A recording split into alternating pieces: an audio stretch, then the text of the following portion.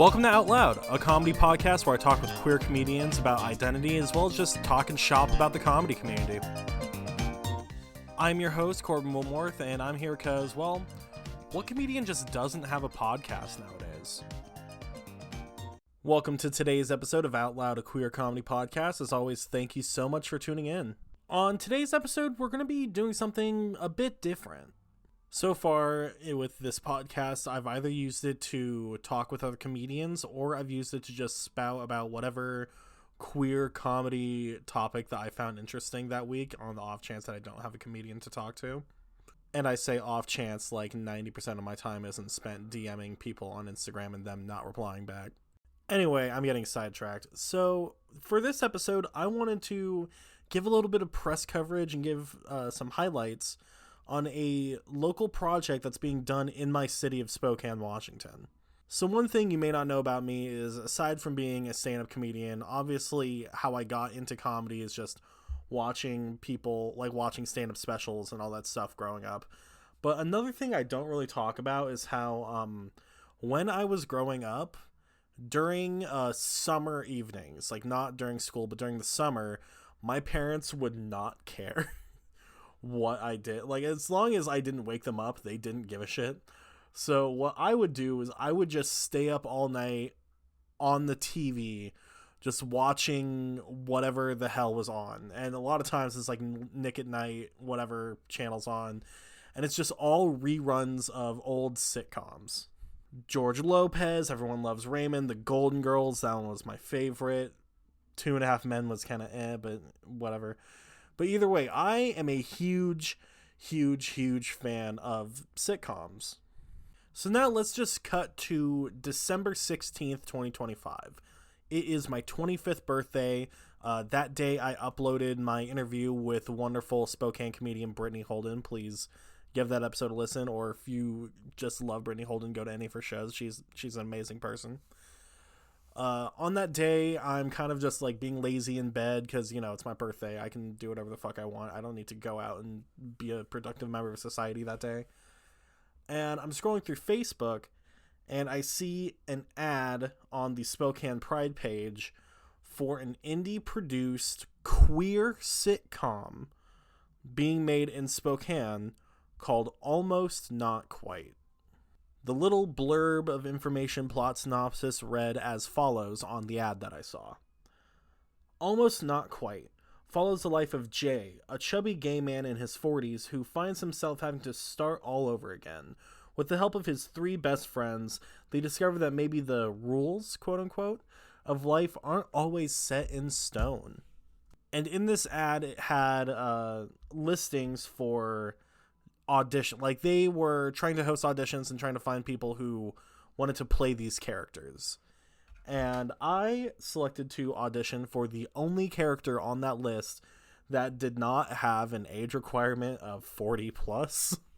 So I sent an email to the guy who was kind of putting all this on. His name's Jonathan Shuffield, and we'll be getting into him a little bit later here. And I sent him an email just saying, you know, I wanted to audition for this character. I'd love to be involved in this project. And he shoots me an email back saying that I'm welcome aboard. He gives me a script to get ready for the audition. And then next thing you know, I'm kind of part of this indie produced sitcom project that's going on. Now, there is a lot that's kind of being kept secret because this is a whole project that's in pre-production. But all I'm allowed to say is that I am part of this project as a background actor. I'm not a part of the main cast ensemble. I'm simply a background actor. And I also can't say how many of the 12 episodes I'm going to be in, because that is something that I think I can say, because they've mentioned that on social media multiple times, is that it is 12 episodes. So for today's episode, I sat down with Jonathan Shuffield, the kind of lead actor / head of the whole project. He's the guy behind Aru Creative, which is the production company putting on the sitcom. I sat down with Mikayla Daniels, who is the director of all 12 episodes. And I sat down with Aru Gilbreath, who's kind of a producer, but mostly the social media person behind both Almost Not Quite's Instagram page and Aru Creative's Instagram page. But before I play the interview, I'm going to play a snippet of an Instagram reel that Jonathan posted to the Almost Not Quite Instagram page at the time of recording 5 weeks ago that kind of just explains just the basic premise of the show. My name is Jonathan Shuffield, and I am a writer, director, actor, singer. I try to be in everything that is creative. So I wrote a show called Almost Not Quite. It tells the story of a man who was in a committed relationship. He had 2 dogs, a huge yard. His husband was very well off, and then he threw it all away because for him it wasn't enough. But the scary part was, had to go back out there and learn what dating is. And then, with the help of his friends, they helped get him through this time. He felt he had been a failure. Like, he had everything you're supposed to have to be an adult, and he threw it all away. So he felt like he failed at life. But with the help of his friends, he discovers that there are no rules. All of these structures that were sold to us as kids of how an adult life should look don't mean anything. Life is what you want it to be. The rules are yours to make up as you go. So I took a situation and I created a show because we are all almost where we think we should be in life. Almost. Not quite. I just have to really say that it has been a tremendous amount of fun to be part of this project, and I can't wait to just see how this all turns out, because I'm as much in the dark as you guys are about this. I mean, yes, I'm part of the show, and yes, I know about stuff behind the scene that I can't talk about, but like I said, I'm just as blind as you guys are. But without further ado, I've already wasted 7 minutes of your time, so let's get to the real meat and potatoes of this. Let's talk with the people behind Aru Creative and Spokane's first indie sitcom, Almost Not Quite. All right, I'm just gonna go ahead and hit record. Is everyone excited? Everyone ready to talk about this? So As ready as we always are. yeah, let me silence my phone too. Oh, thank you for saying that. Literally just for audio's sake. I don't know who has sound on their phone. I haven't had my ringer on. Like. Well, I go to so much theater that it's typically not, and it's not on. So shocking, but I always get paranoid. No, I'm like, I don't want to hear anybody. I went to Emma the other night, and some lovely older person didn't even hear their phone, and it's just going off for and we're like, someone, and that show was so good, but I was like, I wanted Patti LuPone to come out and just rip them to shreds like she did. Yeah, for me, it's never really my phone. It's always my watch that goes off. Oh. Yeah. It's typically, I just go off just randomly. So, right. Just, okay, so I guess just to get this all started, why don't we all go and introduce ourselves for this? Okay. My name, and just my name? Yeah, just my name is Jonathan Shuffield, or Johnny, or Jay, or, you name it. Mm-hmm. I'm Mikayla Daniels. I'm April. Oh. Just one name. Yes. Okay, all right. Donna. All right, and this is kind of an interesting episode. I usually interview queer comedians, but as I figured this is a huge queer comedy project that's being done locally in the Spokane area, I figured I should do an episode just to highlight this. We agree. Yeah. We totally agree. And we're funny. I mean, sometimes. I don't know. We're funny. We're funny. Every comedian should say that at some point. I'm funny. At some point, right? Yeah. All right, so of course, you, Johnny, Jonathan, Johnny, however you prefer to be called. Both. So this was kind of like a brainchild for you a little bit? Yeah, it was. So I had a pretty major breakup about 15 years ago when I lived in Tulsa. And it kind of shook me up because I was 36 at that time. We'll just pretend I'm still 36. Okay. 36 at that time, and it was weird to be dating again because I had the huge house. My husband gave me a credit card. I mean, that's how life should be. But I was shocked that I was not happy. So when I left, I was just trying to figure out how to make sense of my life. And I'm a writer just because, and it helps me process. And my friends kind of rallied around me. I would come to work and tell stories about dating. Right. And the people at work would just be laughing, saying, could you please write that down? And then one day I thought, okay, I'll write some of these down. Yeah. So that's it. All right. So I guess What inspired you to make a sitcom? I feel like life lives in that middle ground of comedy and tragedy all at once, and that's just the story of my life. And I love plays. I love ensembles where you work with so many artists to create something. I had been an actor in theater and stuff, and I thought, why not? Like, I'm not good at understanding that there are limitations, so I've been able to do some pretty cool things in my life, and people ask me all the time, what made you think you could do that? And I said, I didn't know I couldn't do that. Yeah, so which is why this is amazing to have it be such a, I tell people all the time, it takes a village, and the village keeps growing and growing to do something cool. Like, I think that's, nothing limits you but the limits you decide. That is a very heartfelt statement right there. I'll try to make it funnier next time. Try to make it funnier. And what kind of inspired everyone to kind of just like jump in on this project? Oh, I didn't just jump in on this project. I've been involved in this fucking thing for ever. So when he originally was going to do this here in Spokane a decade ago, I auditioned for Sam. I was going to be Sam, and then as unfortunately what happens with actually a lot of projects, it didn't happen for reasons, and so I think it was 2 years ago, Johnny came to me and then asked if I'd be interested in directing the series. Okay. And at that point I was like, yeah, I think I'd rather direct it, because when I auditioned for Sam 10 years ago, that's kind of where I was at. Mm-hmm. But I'm in a completely different, place right now, just in my career and my life and just emotionally, so I didn't feel like I could be Sam anymore. Mm-hmm. And I'm glad I made that decision after we did our casting with Katie Preston as Sam. Lord, because she's she brilliant. nailed that audition so much. Yes. I thought I was going to die. But can we just be honest, though? You still really are Sam. Yeah. But it's just now you have a cohort that you get to direct that is Sam as well. Because you still got the Samisms. Yeah. Yeah. It's just, I think, sometimes more fun to switch up For roles. real. And Katie's fun. And who else is going to Katie direct Preston. Say your name, she'll be nice. Yeah, and who else is going to direct? She says I asked her, when in reality I begged. Okay. For 2 years I begged her. Which I agreed to it, but here's the thing, as a director, somebody, no offense, Johnny, but somebody who writes their own show and they're going to star in it and they're going to produce in it is a directing nightmare in sort of a general sense, right? Because that is a person who knows the story and they have a very specific idea. And I have my own ideas, and when I'm directing, I expect to direct. And so, it is this kind of thing where at first you're because it could ruin a friendship. Right. It could get crazy, but I don't know, the magic was just kind of it just felt right. And I think, so we've been nothing but angels to each other. No, but I really think, so the thing with me is I was first of all, when I was in LA, I tried to think I could do all the roles.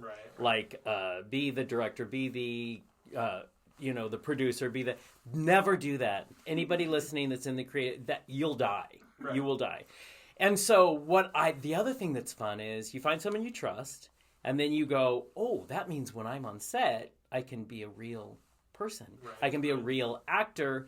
But you have to find that person you can kind of trust with the project, and then it can be more fun, at least for me. And then I don't have to be a producer when I'm with the crew and someone else is making decisions. And then anybody who is mean to us, we just send them to April. And then that's how that works. I mean, I like to be mean, so. I know, right? So, no, but see, you remember, you made it clear, you are only going to crack the whip on the main cast, so she has to deal with everybody else. Yes, but to be fair, I have a reputation, depending on who you talk to. I am either really, really nice or I'm really, really mean. And the people who think I'm mean, it's because I had to say something. I had to challenge their way of thinking. Or generally, this story of one of my professors in my undergrad. She was my first female professor. So when I went to Eastern for my undergrad in film, first year, all male professors. I was older than half of them. Mm-hmm. I was raising 4 kids at the time, working as an editor. She came in my senior year, and she's like, I guess I didn't remember this at the time, but she's like, I come in, and you're standing there, and there's 2 of my 20-something, male classmates, and they're they're just talking shit, and one of them starts to interrupt me, and I turn to him and I said, I wasn't speaking to you. And then I turn back to the other guy, and she's like, you were just like putting them in their place, and I really liked you. And I was like, thanks. See, and that's probably going to happen on set. It's probably going to happen. And then, April, how did you get involved in the show? So I've known Johnny for a while, but more recently I started doing social media for Aru. And I had kind of made this decision for myself to try new things when they came up. And it seems like right after I decided that for myself, he's like, hey, do you want to help produce a sitcom? So Surprise. I was like, you know what? Why not? I love it. I love sitcoms too, and I love working with Aru. So it's like, yeah, that's what I want to do. That's what I'm doing now. Well, all right. Well, I guess before I continue on with my line of questions, I feel like we should probably address this up at the top. So this podcast episode is about a sitcom being filmed locally in Spokane called Almost Not Quite. Can you give me the pitch deck for why Almost Not Quite? And so basically what I am fascinated, and this is why I write. People and humans and life fascinate me. And one of the fascinating constructs is this idea that all of us have the same baseline. We all have something that we feel like we're almost got. We almost grasp it, but not quite. We're always just short, and I think that's just culturally how we're trained. And so when I got out of my relationship, the big thing was I thought I had everything you were supposed to have as an adult. I had the 2 dogs, I had the money, I had the partner who had credit cards and money, and that was what I thought. That was what the goal was supposed to be. But I was miserable. Right. And I thought I couldn't understand what being an adult meant. And this idea that we're all almost adults, but not quite. My grandma, who lived to 103, told me once that when she was in her 90s, I still don't feel like an adult. I'm like, don't tell me that. That's terrifying. Ooh. But in the end, we are sold a bill of goods, but life doesn't have rules. The life you do are the rules you grasp. So that's why I wanted to talk about this concept of we're all almost where we think we should be, but not quite. So the pitch deck it's a group. Yes. It's 4 gay men, 1 lesbian, and it's Yes, a group of friends. that poor lesbian. Basically, it's like, living single. You think about those comedies that are based on relationships and dating and what that's like. I think this is fabulous because it is set for an older cast, right? So like 40s, 50s cast. We're not doing a young 20-something ensemble cast, but it's going to be a web series, and we're going to do lots of fun stuff with it. A lot of fun stuff, and I think that's the key. First of all, to find cool actors you get to play with is amazing. Mikayla during auditions, when our great Sam, Katie Preston, comes in. And I am a planner, so I don't do well with spontaneity. And Mikayla looks over, she goes, I want you to get up there with her, and I'm going to give you an idea, and you guys are just going to improv. Okay. And the most fun in the world. Katie's so easy to work with, but I was mortified. Right. But it's this, that's life. You know what I mean? Life is going to throw things at you that you don't know, and it's really you and the people you surround yourself with that find out how to walk that tightrope, And that's what's fascinating and fun. But yeah, it's a whole group of people, and I get to make out with people, and that makes me happy.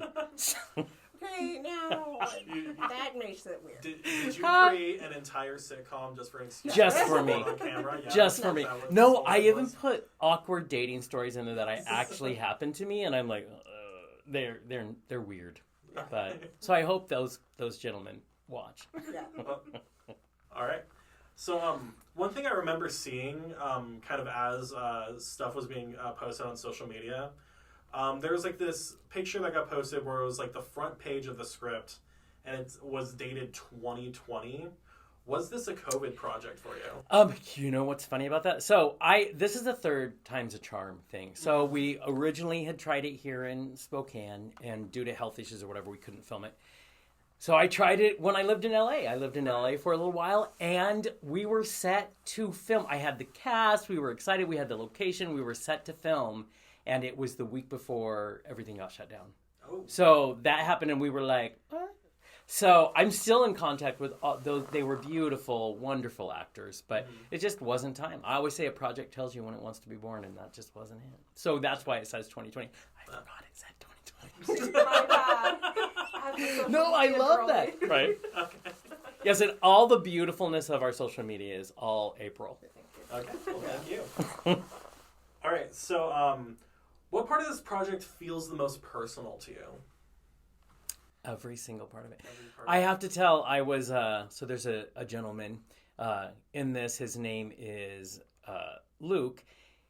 And I told the cast, everybody's based on someone in my life. So recently, the actor who's going to play Luke, which is Sean Flink, asked me for more information so he could kind of connect. And I can't tell you, this many years later, I looked in to see what that gentleman is doing now in life. And it was, the whole thing is very personal to me. From the laughter to the, that's going to suck. It just is it's part of healing and being cathartic and all that stuff. Throughout the writing process, what is one joke on the show, whether it made the cut or not, are you the most proud of? Oh, wow. I wish I You would. won't know if Talk it about cut until exactly. Talk about spontaneity. Remember how I don't like that? I'm just kidding. The best. You know what? I love making fun of myself the most of anything. I see nothing wrong. I always say, my friends say, I always have this saying, anything for the joke. So I would say it's allowing myself to be ridiculous. There's a whole gym episode where I break myself because I'm trying to, I'm single now. I want to get back and I can't move. Basically, but I don't want anybody to know that because heaven forbid people. Right. And so I would say that whole moment of these beautiful friends teasing Johnny for this, and yet it's my favorite part is it's physical comedy. So, I'm side planking on a table because I don't want them to know I can't move to get my coffee. And you know what I mean? There is probably will end up being your character, where I convince yes, we are, because if you don't bring attention to it, but, then no one knows, where I have someone wheel me out on a trolley because I can't. Those kinds of comedic, physical comedy, I love. There's a whole scene where I push Todd in bushes because I want to be the hot one, and anytime hot guys run by, I don't need him to be seen. Those things are fun for me. Don't give all the jokes away, Johnny. There's 12 episodes. Those are... Yeah, Todd doesn't exist if there's in there. 12 episodes and we only talk about one, I feel like that leaves some suspense. You have to whet the appetite. Yes, but if I don't stop him now, he will tell you all 12 of them. By the way, on season 8, Can I bring up the raccoon because it's not in there? Because it's not in there. Yes. The most fun I've had so far with going through the stuff with Johnny was there was supposed to be a raccoon in the show. Okay. So trying to give the things that the raccoon's doing to different characters has been really funny. Like people doing raccoon things, and that was really funny to me. Yes, and I have to give credit. So when I moved to LA, I became friends with a stand-up comic down there named Leonardo Poaria. It's a hard name for me to say. But so I said, hey, help me add things to this thing. And so, sorry, Leo, but the raccoon was his and we had to sacrifice the raccoon. Not literally. Yeah. I mean, we don't know. I also imagine it must be hard dealing with the Raccoon Actors Union, trying to get the perfect guy for the job, honestly. Well, and secretly I'm obsessed with raccoons. Yeah. Yeah. And the scientists just came out and said they are now more domesticated than they've ever been. Really? So there's lots of pets that are raccoons. And I'm like, my dog needs a sibling. And it needs to be a raccoon. It would cause chaos, but my life is chaos. I mean, you might as well get an alpaca at that point. Oh, I love alpacas. And that's what you said. Capybaras. Yes, but are great. Alpacas can get that prion disease, and they go crazy. And ask me how I know this, because my parents had an alpaca farm, and my kids and I have been traumatized by some of the They do get mean. I've been chased on a bike when I was 12 by one that wanted to bite me, and I was like, "What is happening? You're so cute." But it didn't work out for us. On a scale from subtle to a pride parade crashing through the walls at brunch, how queer would you say the show is? I will leave this to you two because I don't know yet, because here's the thing. He's written all the scripts, and good for him. But I have my own ideas. Way to go. And, people in this room are aware of some of my ideas, which I think are fucking brilliant, frankly. So far, they all have been. Yeah, I know, because I'm a genius. Yeah, you're okay. But, fuck, man. Now I lost my train of thought. That's what Queer, happens. how queer? Oh, how queer. How yes. queer is it? It depends. I mean, here's the thing. I'm a big believer in improv. And allowing people to improv or forcing them to improv, especially in a comedy, right? Like you get some of the funniest stuff if you allow your actors to play, right? Yeah. And what kind of a director are you if you're not gonna like have a little give? So I'm going in, I'm actually hoping it's like pretty queer, but we're not going to be stereotypically queer, right?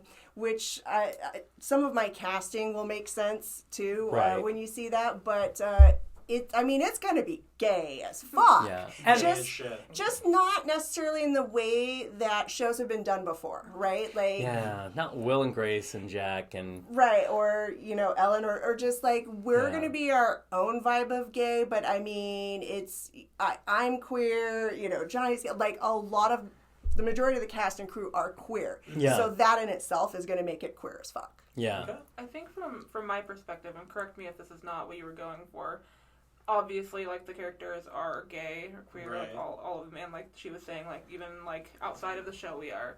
But I think part of it, too, is, like, what I've gotten from reading through the script is just the realness that translates to everyone. And so, like, while it is, like, based around gay people, there's, like, just something everyone can relate to. So I kind of like that aspect of it, whereas obviously gay storylines, but very human. So I guess I feel like there's kind of a balance, whether you try to do that or not. That's kind of how I see it. I think so. A lot of people are. So I had to have long conversations with the principal cast, and one of it was I think life begins really trying to. We all have the moments trying to figure out who the hell we are, and I think stereotypes is how we start. And then what I wanted to do was, because if you look at them on the surface, especially in the beginning, especially in the main cast, they're all based on stereotypes. But if you watch the arc of the 12 episodes, there's cracks in each of them. And so basically I wanted to deconstruct them because they're just, in the end, all of us, no matter where we are on the spectrum, are trying to figure out where we belong. And so I start with, because there's humor in stereotypes, there's fun things to play with, but that's only the beginning as we all try to figure out how does our skin fit. You know what I mean? Right. Yeah. So, but it's super gay. Just, All right. What character would you say is the most unhinged? The most unhinged?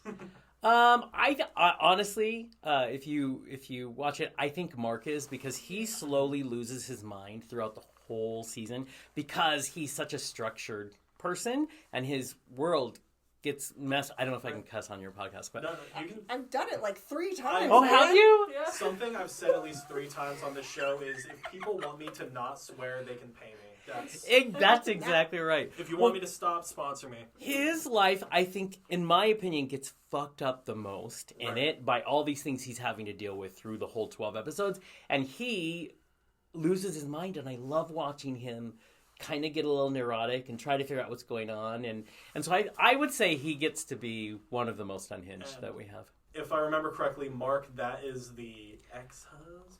No, Mark is one of the best friends. Oh, and okay. he's the MIT graduate. He's a that's professor, and he loves numbers because people don't make sense to him. Right.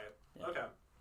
You know, because I kind of forgot, like, between, like, who it was. So I was just like, yeah, I imagine it would be, like, slowly losing your fucking mind, going from a happy marriage to what the fuck is this? Oh, for real. Well, yeah, Yes. Yeah, that's a thing. Well, happy marriage. Yeah. Quote unquote. So, was there a moment just throughout this production so far where this went from a fun idea to, okay, we're actually doing this? Okay, so for me, it was seeing, I think, number one, the auditions was really cool to see a good variety of actors. Some I have worked with before, some I hadn't worked with before, and people who are not actors come out and audition. But what really hit it for me, I think, was when April, again, handling all the social media because I don't want to do that, posted about locations. Now, granted, a lot of these locations, I actually know the owners, but so generous the amount of locations that have reached out. And then when we're looking for hair and makeup teams as well, it started with like people I've had connections or I've made connections with in the last year, and so many people are just involved, whether they're queer or not. And I was like, oh shit, like this is, a lot of people already buying into this. Yeah. And so it's real. Like it's we'll happening. get messages on our social media saying, "Can't wait to see it," and then you're like, "Shit, okay, we got to do something. We got to do something." When did you feel it? Yeah, I was gonna say. Yeah. Coming from the social media perspective, I do feel like I get a really unique insight on not only how, because obviously I deal with Johnny and Mikayla, and we know the inner workings, but seeing the reception from the outside, seeing the messages that come in, even if people aren't volunteering, they're just happy for us. Like people, there is so much support online. I made that account a few weeks ago, and we're already up like 30,000 views in just a couple weeks. Like people are seeing it, people are liking it, people are volunteering their time, their space, and it's really nice. I feel like that for me, seeing, like she said, for the location post, that one, and then even auditions. People, the emails that were coming in and everything is just. And people would show up, and they would ask me. So we did appointments, and I'd be like, "Well, there's no appointments left, but you can do these things." And they're like, "Can I just show up and see if I can wiggle in?" And I'm like, "If you want to." I think it's been like I've done this twice before. Right. This time was different right away. Like to see people, I was always shocked. Listen, I love people, but to see how many people were so kind. Mikayla said a joke that I say all the time now during auditions, and there's this lovely, also on the production team, his name is Tio, and Tio would come on, is going to be filming their own show, and raised all this money. And Mikayla goes, well, this guy's got 50 cents and we're doing it. So, and I was like, it's true. And so through the kindness of strangers, they've just come together. I mean, it takes a lot of people to do a show of this magnitude. And we've so far been lucky, knock on whatever you need to knock on. I mean, this is not, Johnny, this is not the reception. We have both done or tried or queer projects in Spokane for years. This is not the reception we normally get. We normally do not get large amounts of support, and maybe some of it has to do with being so open and being on social media thanks to April. I think 100% that definitely helps, because I tend to like to move in secret and not talk to people. You'll just see Mikayla in the shadows. In the shadows, it's fine. I like to live there, but it's... And you don't talk to other queer artists who have been around for a while, especially those of us who are, middle-aged and older.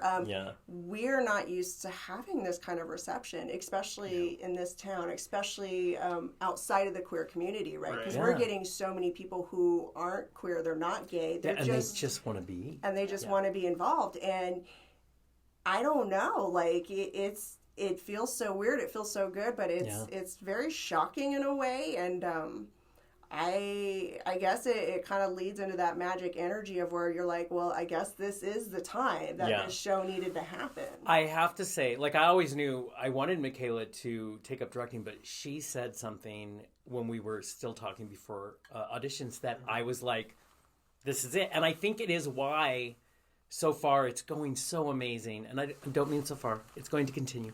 But Mikayla said the most important thing for us on this set, for everybody involved in this, is that we protect that joy. Right. We protect that vibe.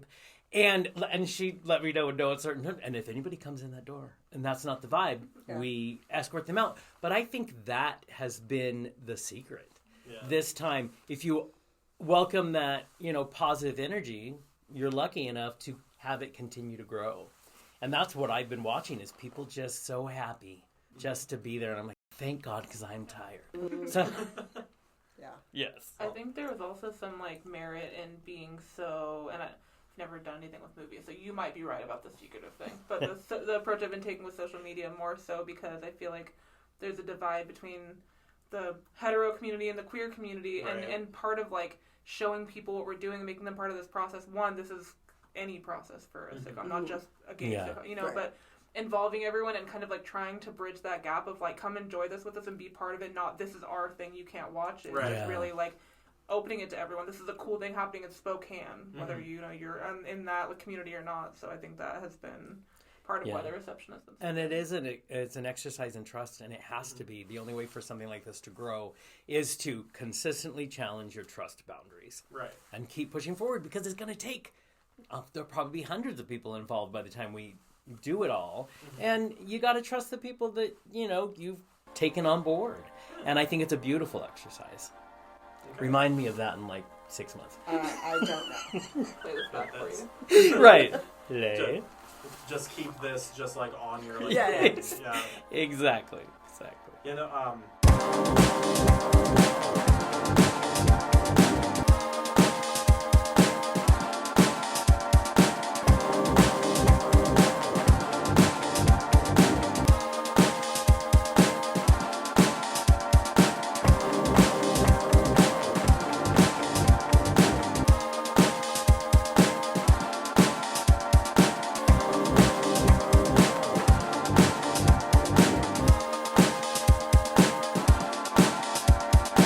Alright everyone, welcome to the ad break for this episode. As always, thank you so much for listening this far into the episode, and before I even get into the ads, something I want to do real quick is I just want to give a huge, massive shout out right now. Gwen Rose, the Chicago comedian that I interviewed for the 4th episode of Out Loud, a queer comedy podcast, now has a stand-up special coming out today, the day this airs.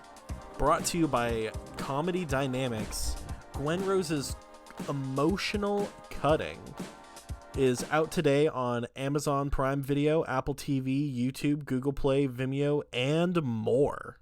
I am in no way, shape, or form getting paid for this. I just think that it's really fucking cool that Gwen now has a fucking stand-up special. And honestly, go show Gwen some love. Go follow her on social media at Princess Gwen Rose, wherever you can find that username. And please go watch the special. Go watch the special. Put some money in Gwen's fucking pocket. And with that said, on to the ads. You can find the show on social media on TikTok, Instagram, Threads, and YouTube at Out Loud Comedy Podcast. You can find me on social media on TikTok, Instagram, Twitter, and Threads at CJW_comedy. You can find my YouTube at simply just CJW Comedy, where you can see my stand-up footage, as well as my comedy short film, Intrusive Thoughts, which played at the Spokane Comedy Film Festival here a few days ago on the 20th and the 21st. And you can find me on Bluesky at cjwcomedy.bsky.social. Now, the only social medias I have for the people at Aru is just their Instagram. So let me pull them up here. You can find the Instagram for Aru Creative at A_R_U_life. You can find the Instagram page that shows any behind the scenes or any other related stuff to the sitcom at almost.not.quite.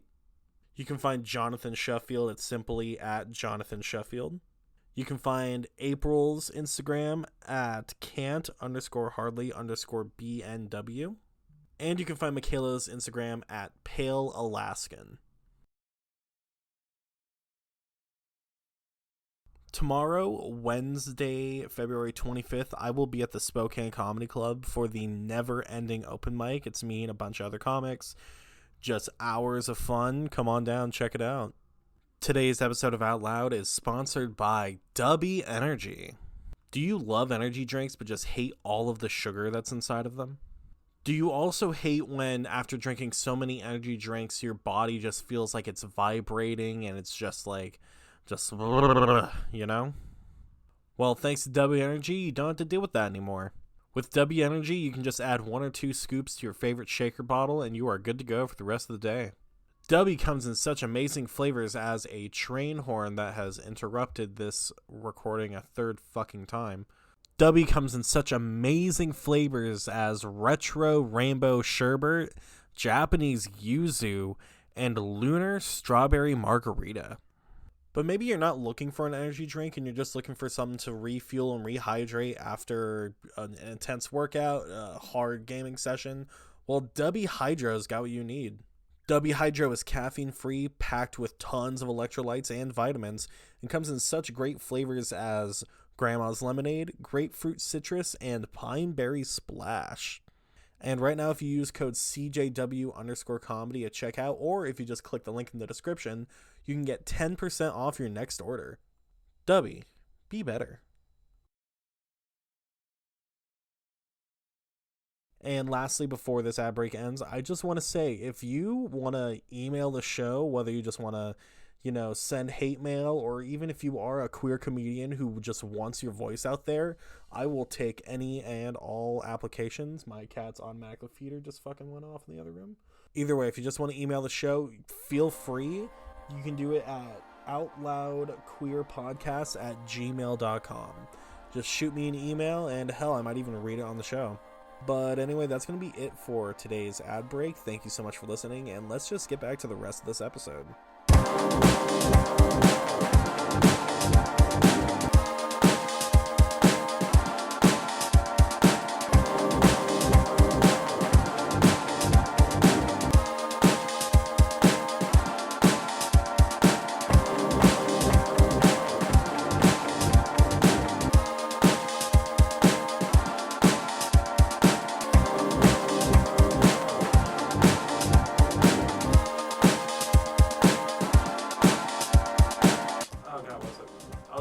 Something about this wasn't a question I had written down, but like when you mentioned like the whole like queer versus hetero side, like especially as like an openly queer stand-up comedian in the comedy spaces, there is this huge divide between like your normal quote unquote normal hetero comedy and your queer comedy, and like trying to blend that together. But I forgot what my train of thought on that was. Well, while you were gonna ask a brilliant question, we were gonna answer brilliantly. You're welcome, listeners. Well, here is another unscripted question I have for you guys. So, like, we kind of touched on this just, like, a little bit. So this entire production there's pretty much no budget. Like, it is, like this is being entirely done by people volunteering on the project. I have a quarter and some lint in my pocket. You got that's a quarter gonna... and some lint. Yeah. Okay. That's the most I'm ever going to get paid as a comedian. Right? Exactly. All right, so what has kind of just been, like that kind of vibe just going into this whole thing, trying to put it all with just this like very little to no budget that you have? I'm a dreamer, always have been. I'm a creative. And like I said, I've done so many crazy things in my life just because I believe in the art form of creating. When I was in LA, it was very difficult for me because those people have to pay their bills. So it is structured to be sharks at each other, right? Right. No, I don't think it's anybody's fault except maybe the top people there. But it was hard to get collaborative down there because everybody needs to make sure they climb the ladder and they get what they need. But Spokane and everywhere else, I've always believed collaboration. If you can create something, a team is going to make it as big as you want it. People are like, what makes you think you can do a sitcom? Because I'm lucky enough that there are people here that believe in that. And it's more about that. I tell everybody all the time, I ain't getting paid. I probably am going to be very poor. Every project I do, I pour in as much as I can. Right. Because the work is more important to me. Yeah. But do we wish that there's going to be a big funder for season 2 and then people get paid? Hell, see, there will be. That's my dream, is to pay everybody. I wish because to put that would on my IRS taxes, Yes, exactly. And I love that idea of being able to give back and share, but you have to start somewhere, I guess. I guess what limitations has this like no budget had? So far, I really haven't seen any. So far, well, because luckily, I mean, you never know. But luckily, I mean, this is a web series, right? So, number one, we're not talking about long shooting days. Right. I am also a very efficient person when it comes to directing.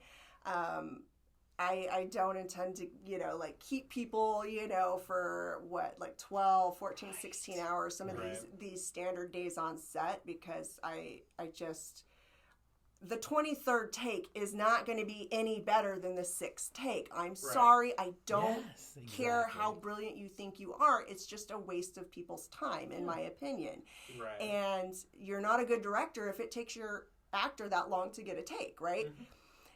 So, the timing, like we can shoot 1, maybe 2 episodes on a weekend. None of the sets are complicated. There's no special effects makeup. There's nothing. There's no complicated stunts. Right. There's no CGI needed. I mean, we are talking indie filmmaking really at its core. Mm-hmm. And I think that could be another reason why people are signing on to it, right? We're seeing this rise of AI and all these AI filtered pics and movies and the Super Bowl commercials. Did you all see that? The AI trash. I counted at least 3 AI commercials.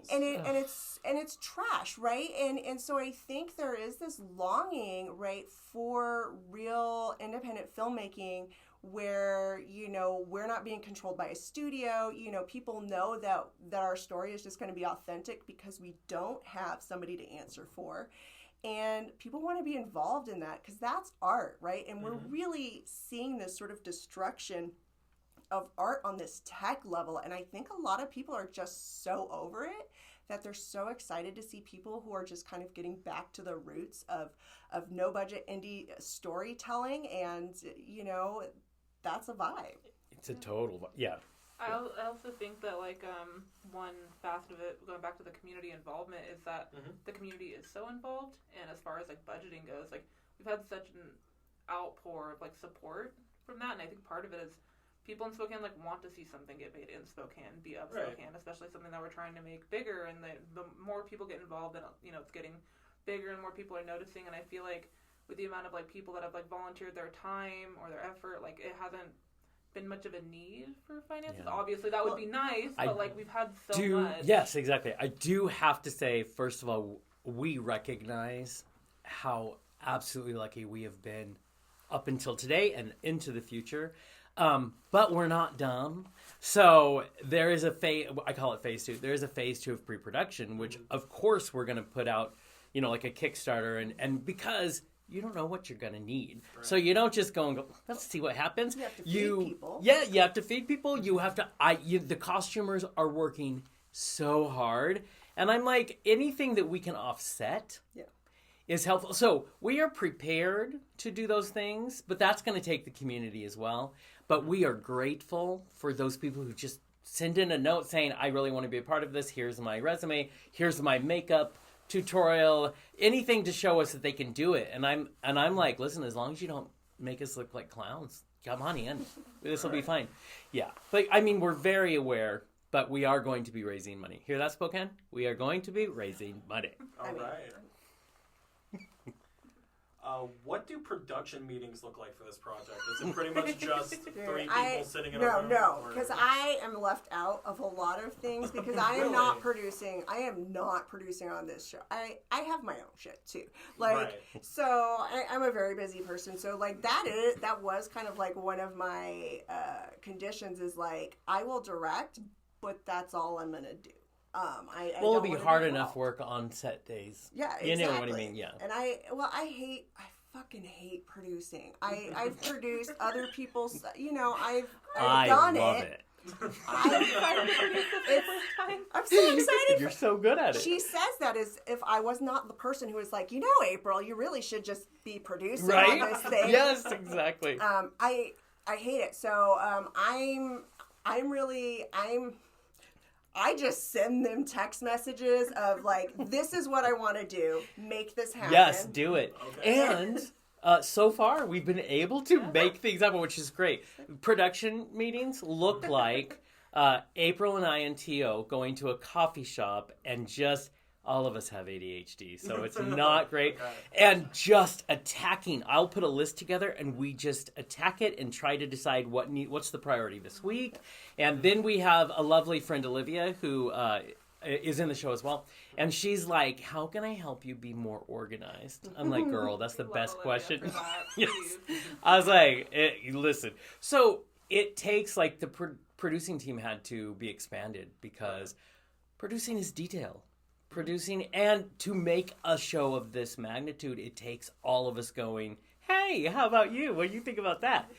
it's a lot of work, but in the end, it's worth it because you can see it right away. Right. What's coming in. Yeah. Well, and there's also, like, outside of production meetings, it kind of makes me laugh every day because, like, I wake up to, like, all the texts and emails from Johnny. Yes. He starts his day earlier than mine. Yeah. And I love it because Just I need structure in my day. So I'm like, oh, I have these things to work on. Yeah.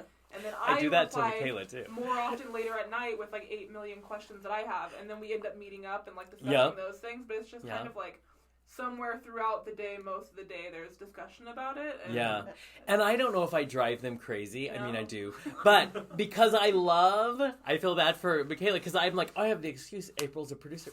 But I want Mikayla, I get excited when something comes together. So I share with her right away. Yeah. And I'm like, and I'm always like, I don't know if she wants to know, but I wanted to know. Fair, it's generally things I asked you to do. Right? I was like, this, this is, or do this. And I'm up early too. Like, he and we're messaging like at 6 o'clock in the morning. It's fucking ridiculous.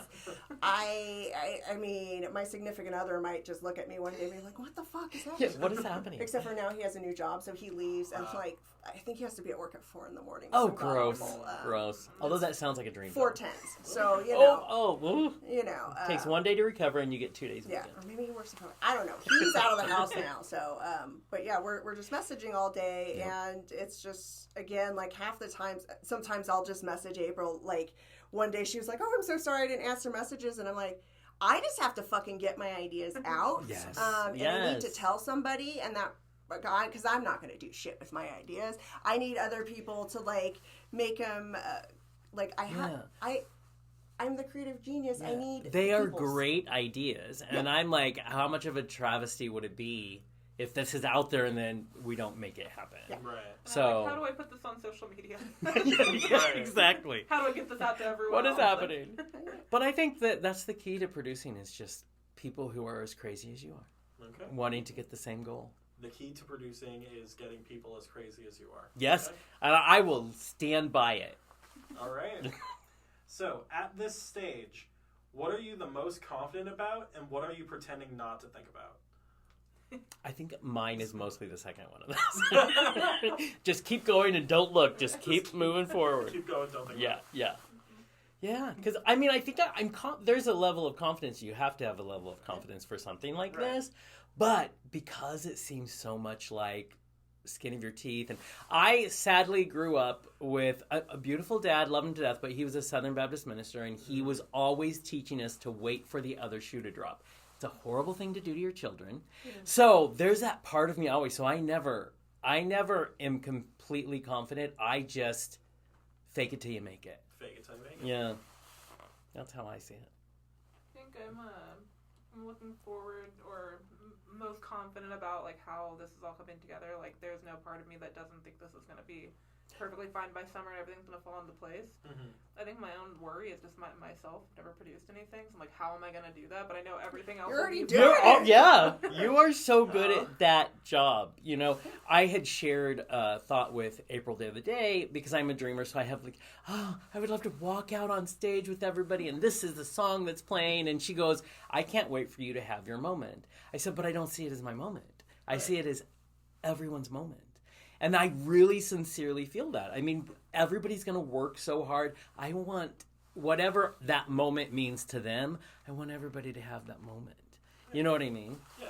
Because it takes a lot of people. Do you feel a level of responsibility to get it right with queer representation? I feel so much pressure.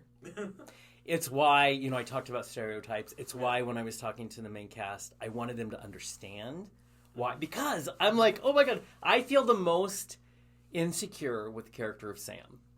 The only thing we can do, listen, I am... but is it because you're a man? Part of it's because I'm a cis white gay guy, right? And I'm like, and I've had many best friends who have been lesbian, but... I also know, like, leaning into the stereotype, I had a talk with Katie. I wanted her to understand, this is your arc. I'm leaning into the stereotype because of this funny. Right. But you worry the whole time. You're, like, sweating at night. You know, it's... In the end, you have to stay true to your story, but be aware that there are other people in this story, and I want to respect them. We have an amazing actor on the show, Matthew Belmer. And it's a whole different take on the character that I wrote 10 years ago.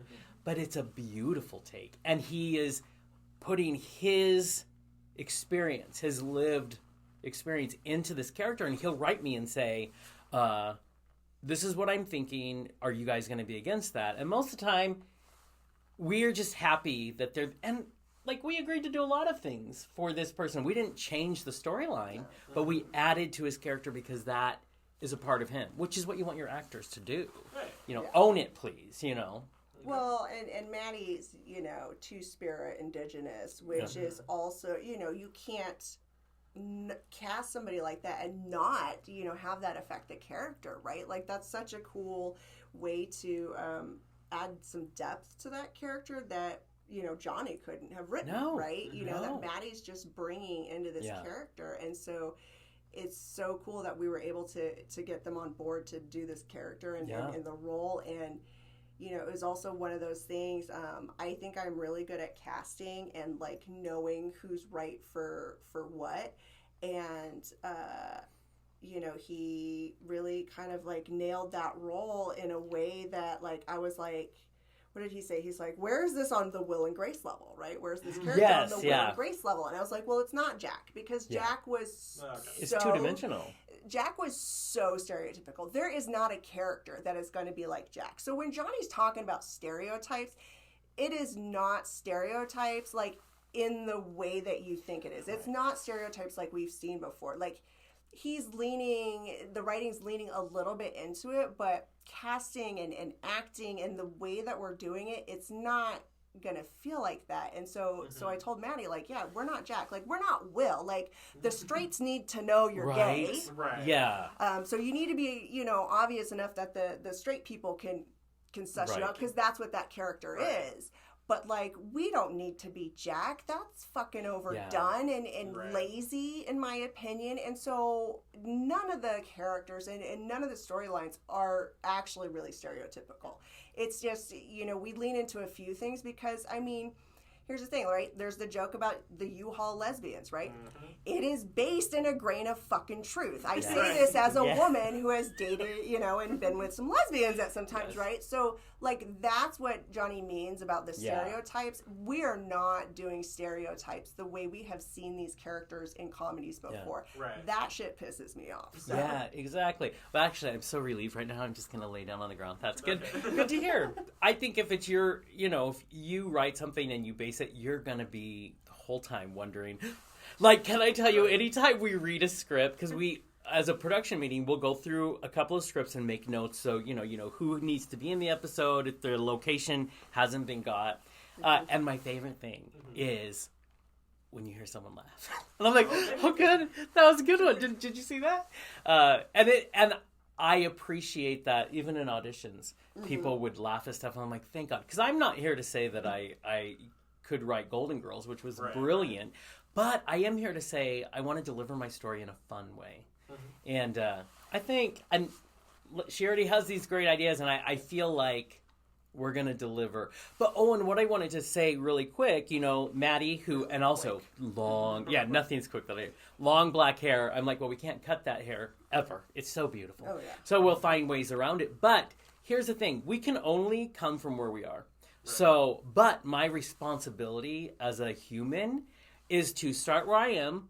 I have, you know, I'm a white male, and step outside and try to understand and let others tell you their story, and then step there and help that. That's all you can do with the privilege that we get. You know what I mean? So, yeah. Also, as far as your question about, like, the pressure of, like, queer representation, I think, and I don't know if I can speak on this as, like, the producer, because I didn't write it, but it is, like, a lot of, like, Johnny's story, and, like, as a queer person, like, I don't know if there's, I don't know how to word it, but it's kind of like it's his story as far as how it's represented. It's his life as a gay person. So I just think that there's ways to do disservice to the queer community, but with a cast of queer people and a queer story, it's just telling, like, I don't know if you could really go wrong in that way with it, you know? Yeah, and here's the thing. I am also a writer. Mm-hmm. Writers are so fucking critical of their own work. It is awful. I do the same thing. Yeah. I do this to, like, scripts that I had a script before that was being shopped. It had an Oscar-nominated director and an actress attached, and it was being shopped at Netflix and everything, and then COVID hit. Son of a bitch. Ruined our lives. Ruined our lives. But, like, you know, to me, I was just like, oh, I can't believe this script, you know, is that good. Like, people thought it was that good, even though I won awards for it, right? You know, so, like, as writers, we are so awful. So I think Johnny's just being a writer and being overly critical of his scripts, because I don't read any of that. It feels very authentic to me when I read it. I'm always relieved. It feels funny, but as a fellow writer, I know, like, writing is so personal, and it's personal in a way that directing and acting isn't, and it's just so deeply vulnerable to be a writer, especially when it's based on your life, that you're almost terrified for other people to see it, right? And you're just so critical of it, and the rest of us are like, what are you talking about? That's great. I have seen some fucked up shitty scripts that are written that get turned into shits, okay? So, like, you're doing okay. We got this. We got this. Yeah. No. We got this. Yeah. Right. So, if this project opens doors, what doors are you hoping to open? What door? I'm hoping for those people who want to do work like this, who want to, like Mikayla was really good during auditions, to keep the actors calm and let them know that we are so amazed at the courage. Any of us who've been actors know what the rejection line is like and how horrible. So it's this idea that you can be a part of something great. And if you start putting your foot in, it can lead to more things. I want people to understand that you can do whatever you want. That's the doors I want to see open. I mean, we'll take an Emmy, but you know, I want the fact that I remember looking at Mikayla when she said that to these actors, and I was like, see, this is just another reason I know we're in good hands, because I like to celebrate people. And, you know, and she likes to celebrate people, and she knows what it's like to be on that side, and she wants them to feel comfortable. And I think that's the amazing part.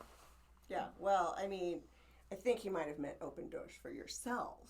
Well, I mean, I don't think about it. I do. How you should. You're 50, dude. How I can you know. not think about the doors? She actually said I was 41. Okay. You no, keep but telling yes. yourself that. But like, I mean, to be honest, like, I'm like, this thing is gonna fucking hit, and I swear to God, if people still ignore me and my creative brilliance, I'm gonna be pissed, but it's fine. She is the best hype person you can have. I can be, which actually I think is why a lot of the businesses have gotten involved, because I have been very, you know, hyping up, like, the local businesses and my friends who have businesses, and I'm constantly sharing, right? Because social media, like, that's the easiest thing you can do. I mean, how many times I have found, you know, a hairdresser or a restaurant or a bookstore off of social media that my friends shared, right? So why are you not sharing your friends' posts when they're running a business, guys? Like, well, I think part of it is because I started a boutique production company called Aru, ARU. And one of the things that April and I, before this was even thinking, maybe we can try it again, is celebrating our community. Right. And we have leaned so much into that because I believe in building community, and we've seen just a whole difference in people. Like, you did the new artist, Monday artist thing. Which Mikayla shouted out. I know. Yes. I know the coolest people, and I met Tiara back in April because she was, her and Madison were co-hosting an event that I found on social media that I went to. I didn't know them before, and it's been fun, like, watching her art and stuff. But, like, I apparently know some really fucking cool people in town, and I knew that. But it's nice to see that, like, everybody else gets to know all these really cool artists and people that I think should be highlighted. So I've been, you know, I've been using that to my advantage and just, like, tagging all of these really cool artist friends that I know. And it's been fun for me to watch them get noticed too, right? Like, and I love it. I love seeing them. These people I hadn't really encountered before, so I get to see that. I think as far as doors opening, I think, one, for Spokane. So I'm from California. Right. And moving here, obviously there's an art community here, but that is something I had a hard time finding. It's not as overt as it was in California, and it's something that you really have to search for. And what I'm hoping, at least with my part in social media, is like making it just more accessible and making it known to people. So I hope it opens doors in that way for people. As like, there can be that kind of community that is bigger here in Spokane. It can be something that people just like come to Spokane, you can find it easily because it's everywhere and not just something hidden or some niche thing where you have to know someone to be a part of it. And then for myself, I've had a hard time recognizing like that I am a creative person because I like doing stuff behind the scenes, and I'm not someone, I'm a writer, but other than that, I'm not really too invested myself in making other art. But finding a place for myself where I can promote that and promote other people, because I've always been a consumer of art and I love it so much. Right. I hope it opens doors for me to just be more involved in that and find more of my place in that community. So. Okay. We are at just to give you guys a gauge, we are at the last 3 questions in case you guys were wondering. So, what support for the show would make the biggest difference right now? What support for the show? What support for the show? I mean, obviously money. Obviously money. Heck yes. Let's be real. I mean, money is always the biggest thing, because even on a no budget thing, again, we still have to buy food for all the actors, right? And that's law. So you're I can't starve them. You know, if we had money, if there's like, you know, a fund or whatever they get from fundraising, you know, depending, you know, there's priorities, right? First is feeding everybody who's volunteering their time. But depending on how much money comes in, could we give everybody a stipend for being there, right? Like, I mean, of course we would want to do those things. So, you know, money is always life-changing, and anyone who says it's not is kidding themselves, because for those of us who aren't billionaires, any amount of money, especially when you're a creative artist, it's life-changing for a project. Hugely. I agree with that 100%. Okay. And now I have ABBA singing "Money, Money, Money" in my head. So. You're welcome. What's something about film production that you had to Google that you never thought you would have to Google? Everything. I've never done it. I've never personally, no. I have enough experience of talking to them, but personally I'm new to it, so I'm Googling things all the time. I'm like, what is this role and what does this role require of people? And as a producer, I'm like, how do I make sure people are doing their jobs so that I have to understand their jobs? What's a key grip? What's... Yeah. Right. I knew when to Google because I don't know. I'm just kidding. Well, and the thing is, so because I think very big and I have to focus on how to make things doable. I try to think about like how many locations in a shoot or everything. But one of the things I did recently was, what would be the least amount of a crew that you could still shoot a film on? And then you go through that and you decide, yes, makes sense. No, I want something else there. But I think if you're a real artist, you're constantly learning. You're constantly going, oh, there's another way to do this. And, you know. I mean, I didn't have to fucking Google anybody. Because, like, my undergrad is in film. My master's is in film. I mean, I host a cinema show. Like, I knew some shit. Like, I don't always get it right, trust me. I'm ADD and maybe I smoke too much weed. I don't know. I don't know. It's the only thing that keeps my brain calm. I was going to say, is there such a thing? But I know there is. I mean, there is that moment. I was born and raised in Alaska, so, you know. I've smoked too much weed before getting on stage. It's fine. Right. It's I fall asleep, so it's, you know. No, my problem is I'll smoke too much and then forget what my already prepared material is and try to make shit up on the spot, and then no one will laugh. Right. What's happening? Yes. And I was born in California, so I think I just came out in maybe like a room filled with smoke or something. It feels like the vibe. Being born in California, your mom's anesthetic was weed. Yes. The doctors had to at least take 2 hits before performing the procedure. Yeah. Exactly. And then this is my last question.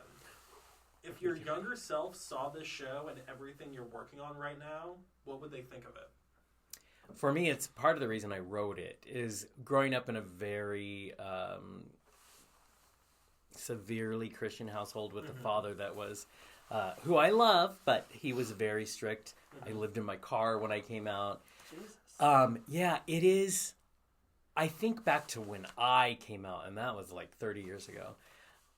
It's amazing to offer this chance to see me on screen, to say, oh, I recognize that story. oh, that's mine, which is to what April was speaking about earlier, is, and even Mikayla, these crazy stereotypes or whatever you call them, in the end, they just tell the story. And that's more important. And how many times did we grow up watching a bunch of straight people on, trying to tell a story, but you never vibed with it because it wasn't you. So now we'll tell the same thing, and some beautiful heterosexual people who are so supportive will love it just as much as, we had to love a bunch of straight comedies. Okay. Yeah. I mean, here's the thing. My younger self would fucking not believe any of this fucking shit. She would not believe I'm on television talking to people. I will talk about it sometime on some podcast. That's not a comedy podcast, but I went through a lot of fucking shit. So younger me wanted to not be perceived at all, and all she really desperately wanted was to be normal and for nobody to notice her. So to see where I'm at now, to be doing the things that I'm doing, she could never have conceived it. She knew that she was a writer, and she always knew that she was a writer. But my younger self would have died and not believed any of the things that I have done in really the last 15 years. So that's the amazing part. As a kid, I grew up in a really conservative family as well, Baptist family as well, amongst Mormons and a couple other things, but pretty strictly religious. And I had always been, my sister's trans, I've always been, and I'm bi. I've always been an advocate for the queer community and an ally and just friend, And when I was younger, I felt like my family always tried to push me in a different direction than being creative or being around those kinds of people. And if I could look back at myself and be like, I moved far away, I have blue hair, I'm in the art community, and all I do with my time is surround myself with gay artists, I would have been like, that is my dream. So I'm really happy with where I'm at. I think my younger self would be really proud of that. Okay. And I just have to say, what does Margaret Cho always say? And I adore her as a comedian. And she goes, when I was a kid, I used to wish that I would be surrounded by beautiful men, and I should have been more specific. It's brilliant. And I mean, from what I've gathered here, nothing quite unites the queers more than shared religious trauma. That I feel like. Oh, for sure. Truth. That's so true. So much truth. Which is why we have to tell our stories. We all should tell our stories. Yeah. All right. Well, that's pretty much all the questions that I've had prepared. Yeah. It was really great sitting down with you guys. Yeah, this was fun. Yeah, thank you for doing it. And also, just be super excited because we'll see you. Oh, yeah, no, I'm personally excited. I'm probably more excited than the rest of this audience is, but for obvious reasons. But I know, because it was funny. There was a message where I was like, when I say main cast, I also mean Corbin, everything except for promotions. Right, exactly. I'm so glad we got to sit down with you because I feel like, in a tough way, I talk about you a lot. We're a production meeting because we're going through scenes. Okay. And we're okay, Corbin and Corbin, talking about where you're going to fit. Yeah. And so I feel like I'm imagining all these funny scenarios. Oh, and I'm I get to sit down with you now. That fun. Yeah, it's fun. Yeah. I don't know if hearing that you guys talk about me all the time is an ego boost or horrifying. Right. I can't tell. It's all good. She left out talk shit about me. Okay. Honestly, it's one of my favorite things because, to be honest, that is my creation. That is solely mine, right? It's because Johnny created all the other characters, and that's great, and I'm going to honor those characters in my own way. But this is all me and my idea, so and so I'm so fucking yes, and we got to have this back. Yeah, do all exactly. These things because I'm it'll be so fun. And fun. I can't wait though until until the series is out and when people ask about it, that's because we're gonna let people ask about it for a little bit, right? Until they're like, come on, guys, yeah. And but I really want to see what this sort of organically comes about. So it's also this experiment, and it's just I think it's fucking hilarious. And you only get that first season feeling, all that stuff one time. Yeah. Okay. So enjoy every minute of it, and then season 2, although will still be fun, it's different because now you know what it took to get there, and I think that's exciting. I think, and you guys can cut me off if this isn't something you want on the podcast, but I think to me, what I thought was the craziest part was I auditioned for just a tiny role, And then I got that email the next day being like, we loved you so much, we want to Yes. put you in every episode. I was like, what We the fuck is immediately happening? were like, Yeah. oh, we have to figure something And you have out. no one to blame but yourself. I was like, It was so entertaining and so much fun. I was like, make sure you secure him. Yes. Okay. And every yes that people come back with is so exciting. When people are like, oh yeah, I'll accept that. You know what I mean? I think that's so fun. Okay. Yeah. All right. Well, again, thank you guys for sitting down for Thank this you. episode. Thank you Yes. very much. Yay! All right, and look out for Almost Not Quite on YouTube. Where The first is year this? will be YouTube and film festivals and that kind of stuff. Just Follow because us we on had to. Instagram. Instagram. Yeah, At almost.not.quite. We post there about the entire process. Yes. Yeah, plug everything right now. This is Right. usually where I let my guests plug whatever they're plugging. Right, there's a lot. But that's definitely, I say a lot happens on Instagram. A Yeah. lot. Okay. Yeah, so it'll be. The rest of us can be found. And you from can there. find us where you're Yes, all exactly. collaborating on the posts. You can find us all there. Oh, yeah. Yeah, so it's pretty cool. Thank you so much for listening to this episode. Hope you tune into the next one. Please do me a favor and check out the show notes. There you're going to find our guests' social media as well as the stuff of my own that I'm plugging. I would like to give a shout out to my friend Morningstar for being the one to actually make the profile image for this podcast. Do you know of any other queer comedians that I should contact to see if I can get on this podcast? Let me know and I'll see if I can hunt them down. My name is Corbin Willmorth. Thank you for listening, and as a reminder, make sure you don't keep your head on straight.